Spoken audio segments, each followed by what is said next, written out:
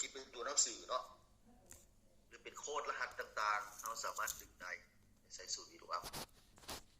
อันนี้อาจารย์ขออนุญาตใส่สูตร VLOOKUP ดึงตัวเลขจากใบดุลเดียงนะดียูฟาร์ก็ต้องเห็นว่าสูตรนี้ที่อาจารย์ตีเสร็จในช่องของ Excel เห็นอาจารย์โอเคเนาะอาจารย์อธิบายก่อนอยู่ข้างลุมนี้เอาเวลาอาจารย์เปิดวงเล็บน้องเห็นเนาะว่ามี VLOOKUP แล้วมี lookup value เห็นบอตัวสีดำๆว่านี่สีฟ้านี่เห็นปะเห็นเนาะ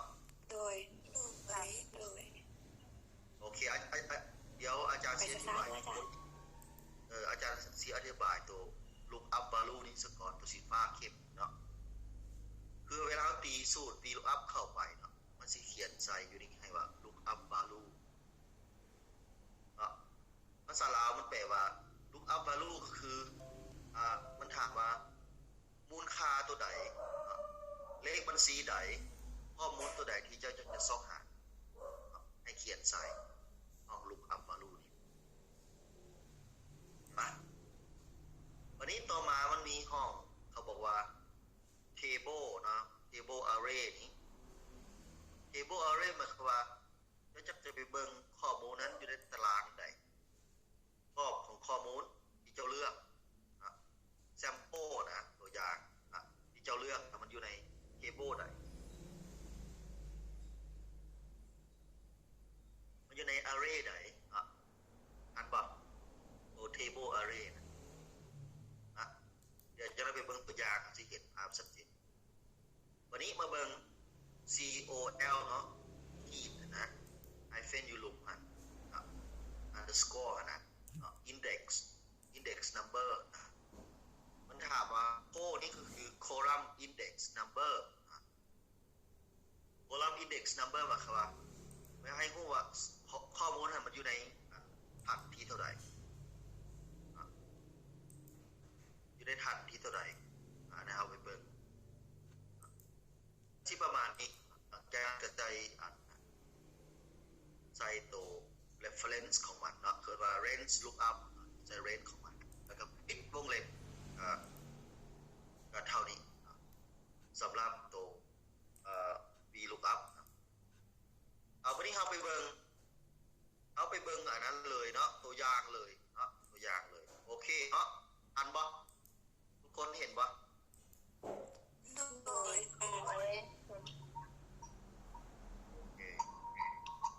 นั้นอาจารย์ที่ซอกหาแมนอาจารย์ที่สร้างใบรายงานผลเดียครับเนาะโดยการซอกหาข้อมูลที่เกี่ยวข้องกับใบรายงานผลใบรายงานผลนะครับเนาะโดยเฉพาะแมนตอนนี้แมนเขาที่ซอกหาแมนรายรับจากการให้บริการมันมีเท่าไหร่ถ้าเวลาเลือกหาเลือกเอาห้อง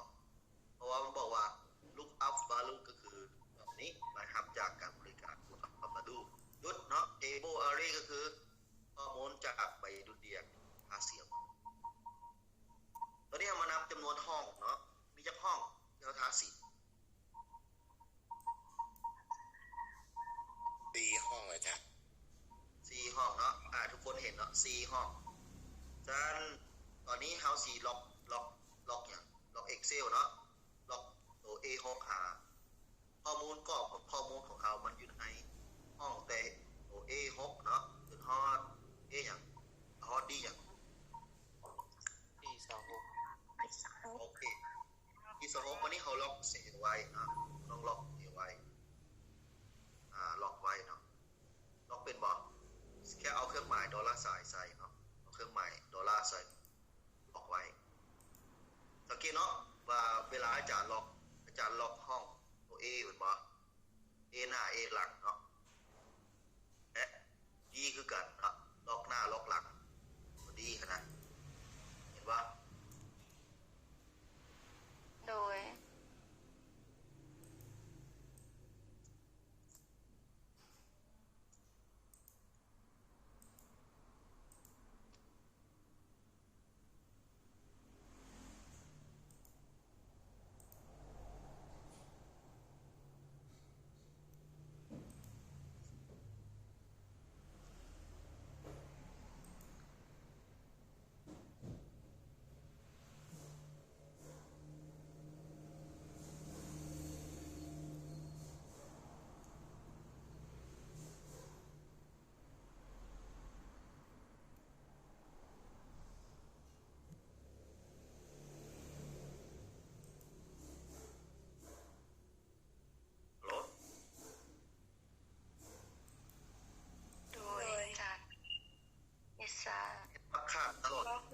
จารย์ ฮะ ตัวล็อกเว้าคืนตัวล็อกอีก โอเคเนาะ ก็ตอนล็อกอันโดเล็กให้เบิ่งเลย โอเคอยากปลดล็อกก่อนเนาะพวกน้องเบิ่งเด้อวันนี้ A6 กับหา D26 นี่ยังบ่ได้ล็อกแม่นบ่วันนี้อาจารย์สิล็อกเด้อเบิ่งเนาะเห็นตัวมันกระพริบขึ้นบ่โอเคอาจารย์ล็อกเนาะโอเคล็อกหน้าล็อกหลังเอ๊ะเห็นเนาะทุกคนเห็นเนาะโอเค โดย วันนี้ภายหลังที่เฮาล็อกข้อมูลเป็นที่เรียบร้อยแล้วเนาะแล้วมันสิถามอีกบัดนี้เนาะนี่บ่เวลาก่อนหน้าที่อาจารย์จะจุดมันเขียนว่า table array ป่ะ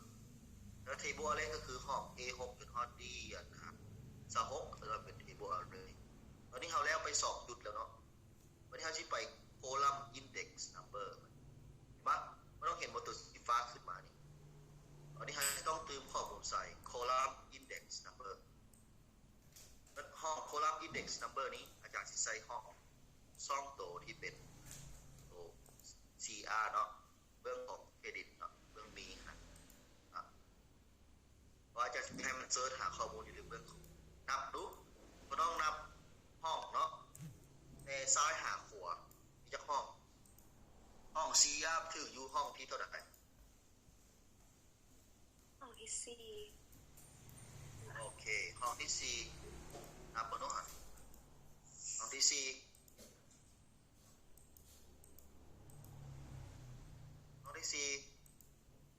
เขียนเลขที่ใส่เนาะสังเกตบ่ว่าการใส่ VLOOKUP มีแต่จุดไปเห็นบ่ตอนนี้เฮาจุดจากบอลละจุดเนาะบอลสุดท้ายก็คือห้อง